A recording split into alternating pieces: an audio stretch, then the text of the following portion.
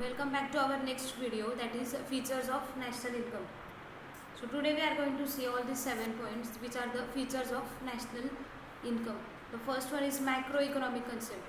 So in the introduction already I told you that the national income is the part of the macroeconomic concept. It is not the part of the microeconomics, because national income, that means it deals with the whole nation.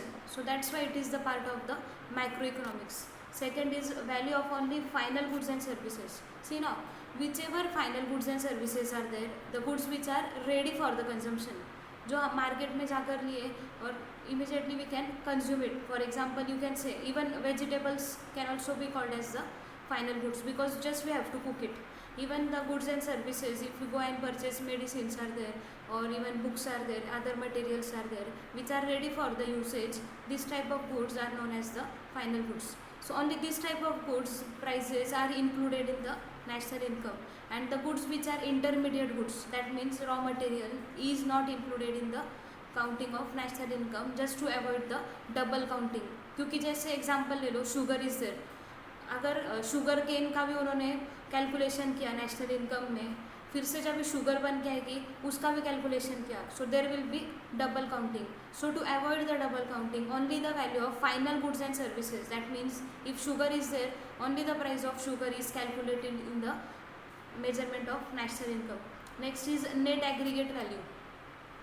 The word net means what it is, where the depreciation is not included. Gross word आया तो उसमें depreciation included होगा, and net word आया तो उसमें depreciation excluded होगा. So net aggregate value, that means where the depreciation is not included in the calculation of the national income. Next is net income from abroad.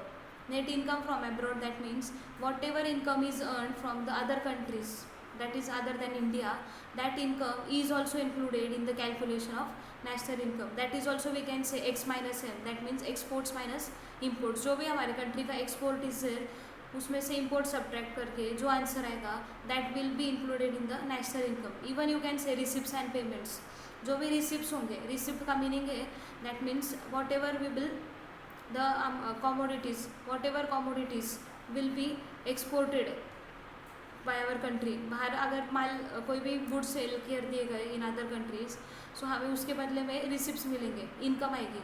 And on the other side if we will import something from the other countries, कुछ commodities मंगवा लिए India में, so we will have to do the payments on that. So the difference between the receipts and payments is included again in the calculation of national income. Next is a financial year.